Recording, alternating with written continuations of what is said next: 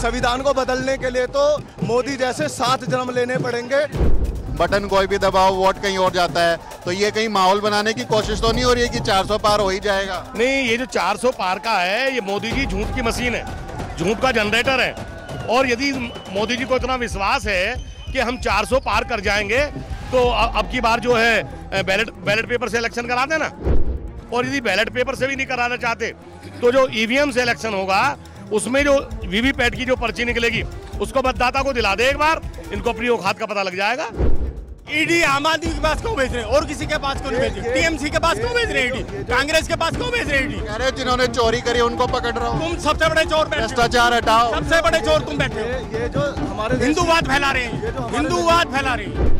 विश्व के सबसे डरपोक प्रधानमंत्री हमारे देश के प्रधानमंत्री है। 56 इंच का सीना है भाई, वो तो बोलते दावा करते बब्बर शेर है। वो बब्बर शेर नहीं, वो नकली है।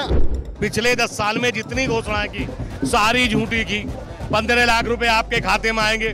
सारे देश के लोग पासबुक लेकर रोजाना बैंक जाते हैं, देखते हैं आज आ गए हूँ। 10 साल में नहीं आए। आप गए कभी बैंक? मैं भी गया कई बार। हाँ, अब आया ही नहीं। वो दिखाते हैं और करते कुछ हो रहे हैं। वो कहेंगे कि हम संविधान बचाएंगे, जबकि वो संविधान बचाने के आड़ में हम गरीब जनता को मार रहे हैं, हमारे हक छीन रहे हैं। बाबा साहब डॉक्टर अंबेडकर का संविधान हाथ में लेके चल रहे हैं। इस समय चूंकि चुनावी माहौल है तो बीजेपी के कई उम्मीदवार ये कह रहे हैं कि 400 पार सीट आएगी तो हम संविधान को बदल देंगे। सुना है आपने, कई लोग इस तरह की बातें कर रहे हैं। यही एक संकल्प लेके मैं चिराग दिल्ली गांव से निकला हूं अपने कुछ समाज के लोगों को लेकर। हमारा सबसे पहला नारा यही था कि संविधान बचाओ संकल्प यात्रा, जो हमारे यहाँ चिराग दिल्ली गाँव से निकलकर और जंतर यहाँ पर आई हैं पार्लियामेंट तक। हमारी टीम पूरी यहीं पर है, भाई हमारे सापुर जट से हैं। सबसे मेन चीज़ मेरी कहने के लिए सिर्फ यही है लोगों से कि संविधान बचेगा तो हम बचेंगे। जैसे कि ये लोग बोल रहे हैं कि 400 पार होने के बाद हम संविधान बदल देंगे, हम कसम खाते हैं कि ना 400 पार होने देंगे ना संविधान बदलने देंगे। ये कसम है मैं संविधान की। कोशिश हम ये पूरी करेंगे कि हम जागरूक करें लोगों को, अपने भाई को, अपने दोस्त को, अपने माता पिता को, जितने हम जिनको जानते हैं। इस बार आखिरी बार जो आप करना चाहते हैं वो करें, लेकिन वोट वहाँ दें जो संविधान को बचाए। मैं किसी पार्टी के लिए नहीं बोलूँगा कि बीजेपी को दे, आम आदमी को दे या कांग्रेस को दे।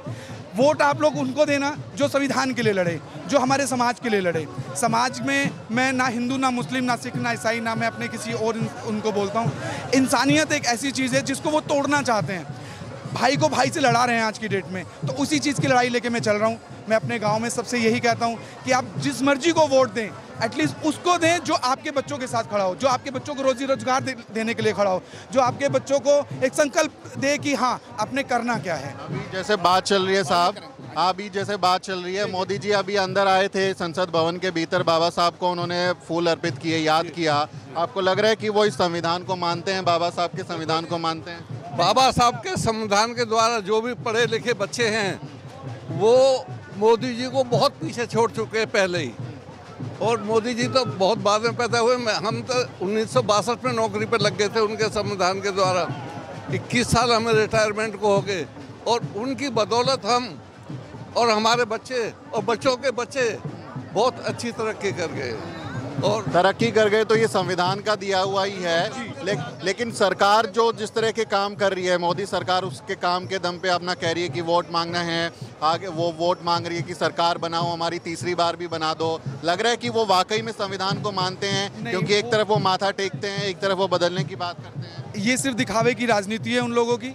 वो दिखाते हैं और करते कुछ हो रहे हैं। वो कहेंगे कि हम संविधान बचाएंगे, जबकि वो संविधान बचाने के आड़ में हम गरीब जनता को मार रहे हैं, हमारे हक छीन रहे हैं। आज अगर आप देखें तो प्राइवेट सेक्टर सारे के सारे प्राइवेट सेक्टर कर दिए गए हैं, सरकारी नौकरियां नहीं रही हैं। जितने भी कांग्रेस जो देकर गई थी इस 70 सालों में, इतने रोजगार जो दिया वो सब बंद कर रही हैं वो। तो मेरा मानना ये है कि इस बार 400 पार नहीं, इस बार सिर्फ संविधान की लड़ाई है। संविधान बचाना है तो उसी के हिसाब से हमें वोट देना होगा। हम चाहेंगे कि उस इंसान को वोट दें, उस जो हमारे कॉन्स्टिट्यूंसी में जो लड़ता है वो मैटर नहीं करता, वो बीजेपी से लड़ रहा है, आम आदमी पार्टी से लड़ रहा है या कांग्रेस से लड़ रहा है। कैंडिडेट संविधान के लिए, अगर संविधान को बचाने के लिए लड़ रहा है, हम लोगों के लिए लड़ रहा है, हमारे बच्चों के लिए लड़ रहा है, जिसके जो कल चल के एक सरकारी नौकरी पाने के लिए मेहनत कर रहे हैं, अगर वो उसके लिए लड़ रहा है तो हम उसके साथ हैं। हम किसी पार्टी के साथ नहीं हैं। पार्टी के साथ नहीं। चुनावी चर्चा चल रही है हमारी साहब की, चुनाव होने वाले हैं, वोट डाले जाएंगे, बाबा साहब का संविधान लिए घूम रहे हैं और वो कह रहे हैं संविधान बदलने की बात हो रही है कि 400 पार आया तो संविधान बदल देंगे, जो मन करेगा वो करेंगे। देखिए, इस बार का जो चुनाव है पिछले चुनावों से भिन्न है। देश सन 47 में आज़ाद हुआ, 50 में जो है संविधान लागू हुआ और 52 से चुनाव शुरू हो गए। तो 52 के बाद से जो हर 5 साल बाद चुनाव होते आए, उसमें ये रहा कि इस बार हार जाएंगे तो कोई बात नहीं है, अगली बार फिर लड़ लेंगे। लेकिन इस बार का जो चुनाव है ये करोड़ मरों का है। इस बार हम हार गए, संविधान हार गया तो संविधान समाप्त हो जाएगा। इसलिए इस बार करोड़ मरों की स्थिति है और by hook and by crook, क्योंकि संविधान ने हमें सब कुछ दिया है, हमें संविधान को जिताना है। और जो संविधान को हराने के लिए आरएसएस जैसी ताकतें जो खिलाफत कर रही हैं, आज उनको मुंह तोड़ जवाब देना पड़ेगा और संविधान को जिताना होगा। लेकिन जो जनता है, खासकर सवर्ण आबादी है, वो तो बीजेपी की समर्थक बनी हुई है। वो तो खुश हो जाते हैं जब संविधान पे बात होती है, वो कहते बदल देना चाहिए, हिंदू राष्ट्र बना दीजिए, मनुस्मृति लागू कर दीजिए। देखिए, जो स्वर्ण समाज है, जो मनुस्मृति का पक्षधर था, आज आप देखिए क्षत्रिय समाज, उसको भी पता लग गया कि ये जो आरएसएस है वो उसके खिलाफ है। तो स्वर्ण समाज में भी इसका विद्रोह है और वो भी आपके साथ है। और जो अति दलित, अति पिछड़ा है, वो भी सब आपके साथ संविधान के लिए आ रहा है। और इस बार आप देखिएगा 400 कुछ नहीं है, ये मोदी जी तो झूठ का जनरेटर है, इसको झूठ ही बोलना होता है। और हम जहाँ खड़े हैं ना, जरा सी दूर में इलेक्शन कमीशन का ऑफिस है और बड़ा आरोप लगता है इलेक्शन कमीशन पे कि ईवीएम में नंबर सेट कर देते हैं, कुछ हो जाता है, बटन कोई भी दबाओ वोट कहीं और जाता है। तो ये कहीं माहौल बनाने की कोशिश तो नहीं हो रही है कि 400 पार हो ही जाएगा? नहीं, ये जो 400 पार का है, ये मोदी जी झूठ की मशीन है, झूठ का जनरेटर है। और यदि मोदी जी को इतना विश्वास है कि हम 400 पार कर जाएंगे तो अब की बार जो है बैलेट पेपर से इलेक्शन करा देना, अब की बार बैलेट पेपर से इलेक्शन करा दें। और यदि बैलेट पेपर से भी नहीं कराना चाहते तो जो ईवीएम से इलेक्शन होगा, उसमें जो वीवीपैट की जो पर्ची निकलेगी उसको मतदाता को दिला दे एक बार, इनको अपनी औकात का पता लग जाएगा, कोई दिक्कत ही नहीं है। और उसी से और जो वीवीपैट की जो पर्ची है उससे काउंटिंग करा दीजिए, ठीक हो जाएगा। क्या कह रहे हैं साहब? 400 बार अपने मतलब आइडिया कैसे लगा रहे हैं अपने आप? उनको पता होगा कि आने वाली है। नहीं, आप बैलेट पेपर से कराइए ना, आप बैलेट पेपर से कराइए। हम वो तो 500 भी कह सकते हैं, कितना भी कह सकते हैं, कुछ भी कह सकता है। संविधान के आगे सबको झुकना पड़ेगा। अब एक बच्चा बीटेक करके वहाँ 20,000 रुपए में काम कर रहा है, बताओ क्या करेगा? मिल भी नहीं रही। लोग कह रहे विकसित भारत बनाएंगे, नंबर 1 भारत बनाएंगे। लोग जमीन से दाना चुग के खा रहे हैं, कह रहे 5 किलो अनाज मिल रहा है, उसमें तो 2 किलो वो राशन वाला खा जाता है और वो 3 किलो उनको मिलता है। क्या कर रहे हैं ये? मैं बताता हूँ, हमारे देश की नहीं, ये विश्व की सबसे नकारा सरकार है, सबसे निकम्मी सरकार है, सबसे डरपोक सरकार है। इस सरकार के पास बताने के लिए कुछ नहीं है। राज से रोटी नहीं मिलेगी, ना ही किसी मंदिर से रोटी मिलेगी। हमें कार्य चाहिए, हमें शिक्षा में प्रगति चाहिए, अस्पताल, सड़क, बेसिक जरूरतें हमारी पूरी होनी चाहिए। ये लड़का जो गिना रहा है, सुनिए, ये लड़का जो गिना रहा है, इस पे चुनाव हो ही नहीं रहा, रोजी रोटी पे चुनाव ही नहीं हो रहा। ईडी आम आदमी के पास क्यों भेज रहे हैं और किसी के पास क्यों नहीं भेज रहे? टीएमसी के पास क्यों भेज रहे हैं ईडी? कांग्रेस के पास क्यों भेज रहे हैं ईडी? कह रहे जिन्होंने चोरी करी उनको पकड़ रहा हूँ। तुम सबसे बड़े चोर बैठे हो, भ्रष्टाचार हटाओ, सबसे बड़े चोर तुम बैठे हो। ये जो हमारे हिंदूवाद फैला रहे हैं, हिंदूवाद फैला रही है। नहीं, ये हिंदूवाद भी नहीं, ये जो हमारे देश की सरकार नहीं, ये विश्व की सबसे निकम्मी सरकार है, सबसे डरपोक सरकार है। इस सरकार के अंदर हमारे पास विरोध करने का अधिकार नहीं है। नरेंद्र मोदी के किसी भी काफिले में आप ये ब्लैक कलर की टी शर्ट नहीं पहनकर जा सकते। विश्व के सबसे डरपोक प्रधानमंत्री हमारे देश के प्रधानमंत्री है। 56 इंच का सीना है भाई, वो तो बोलते दावा करते बब्बर शेर है। वो बब्बर शेर नहीं, वो नकली है। अगर राहुल गांधी की रैली होती है, लोग बेचूक जाते हैं। अरविंद केजरीवाल जी की रैली होती है, बेचूक जाते हैं।